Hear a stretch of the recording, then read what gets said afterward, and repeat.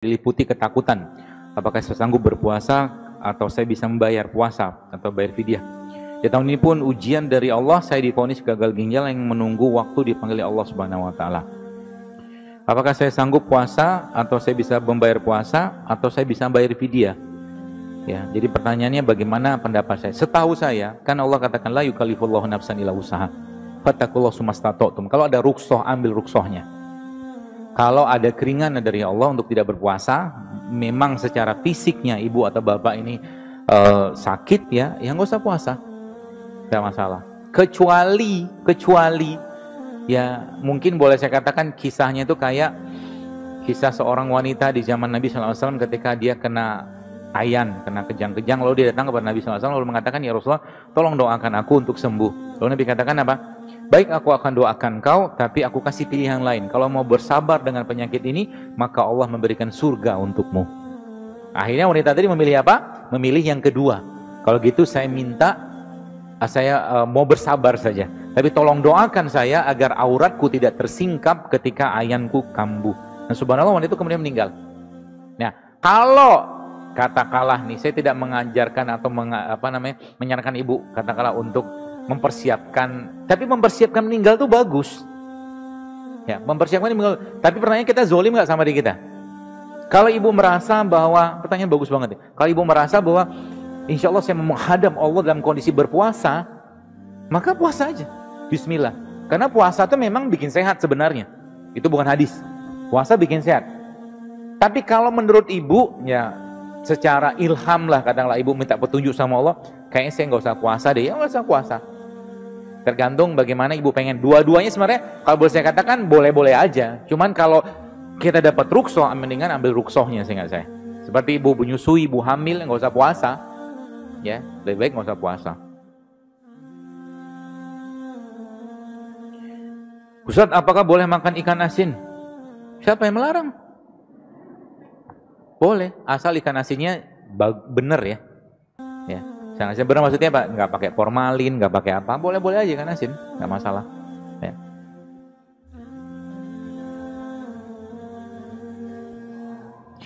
Tadi dikatakan bahwa ketika mens tidak teratur adalah awal dari berbagai penyakit. Apakah bisa disembuhkan? Bisa.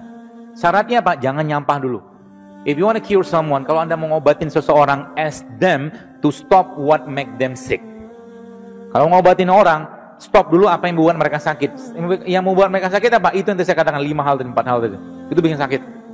Sama satu lagi, semua makanan yang diolah, diproses. Saran saya, jangan jadikan makanan tiap hari. Kalau Anda pengen camilan, bawa dari rumah, bawa buah, ya bawa kacang-kacangan, itu jauh lebih baik daripada Anda beli yang kemasan-kemasan itu, teman sekalian. Saran saya begitu. Kenapa? Seringnya kita nggak sadar, kita makan kalori luar biasa tinggi loh ketika Anda minum 1 botol teh manis yang pakai ya botol dulu. Itu tinggi kalorinya loh itu. Bisa 100-200 kalori dan itu cukup banyak energi yang kepake termasuk dalam tubuh kita. Jadi saran saya jangan. Termasuk saya ada ibu teman, dia pengurus jamaah kajian saya juga. Ibu itu subhanallah kena autoimun. Saya lupa dia ngesebut autoimun. Tapi 4-5 tahun dia makan obat steroid ya. Dan itu luar biasa menderitanya dia, ya menderita luar biasa. Dan umurnya 43 tahun gara-gara autoimun tadi dan gara-gara makan obat tadi, akhirnya dia menopause 43 tahun. Dan ketika diperbaiki pola hidupnya, jadi saya ngasih obat apa? Nggak ngasih obat, perbaiki pola makan, benerin makan. Ya, saya suruh dia minum ini apa namanya? Serai, lupa, mungkin kurang minum, akhirnya habis. Jadi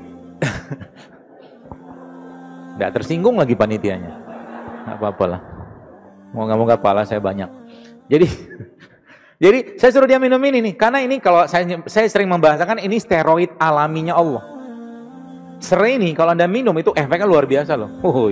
Untung nggak galon. Ya, steroidnya ini steroid Anda ini campur dengan madu sampai jeruk nipis itu efeknya luar biasa. Ini loh. Begini aja, lihat aja di browsing aja apa kandungan dari serai misalkan gitu tuh. Ya, akhirnya subhanallah apa yang terjadi? Dia ngatur pola baru 2 bulan, dia mens lagi loh. Bisa balik lagi. Kalau belum waktunya mati, nggak mati kita, tenang aja. Kalau belum waktunya menopause, kalau dia diperbaiki ya dia akan balik. Tenang aja. Makanya Islam itu, kalau boleh saya katakan, kita tuh nggak kenal anti-aging.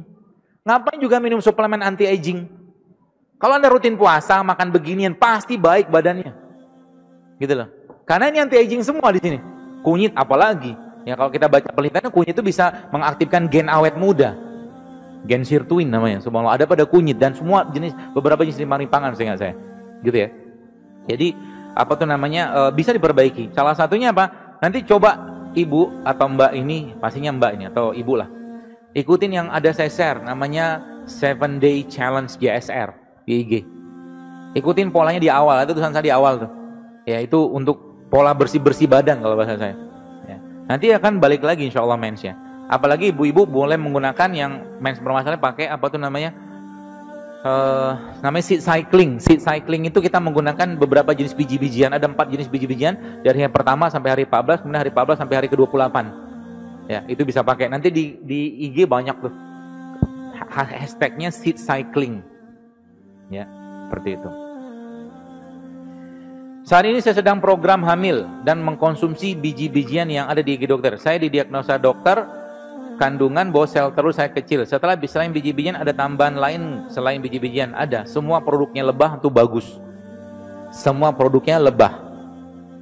Ya, apa itu? Ya madu, bipolen, royal jelly, propolisnya, makannya terus setiap hari. Ya. Sama apa tuh namanya? Rimpang. Rimpang yang paling bagus apa? Untuk memperbaiki perut kita sama ginjal kita. Saya sarankan 2 sebenarnya. Pertama, kalau Anda mau bikin infus juga nggak apa-apa tuh. Anda cemplungin kayu manis, jahe, sama kunyit. Minum tiap hari itu.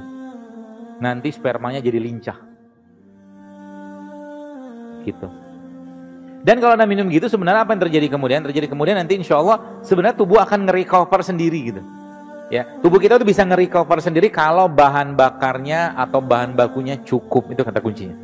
Bahan baku dapat dari mana? Dari protein, dari vitamin, dari asam amino. Seperti itu, ya.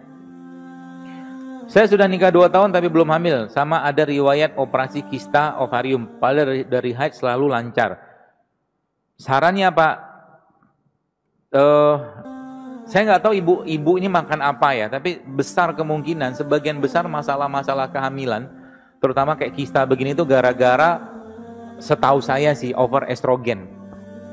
Over estrogen banyak dari mana? Salah satunya dari ayam.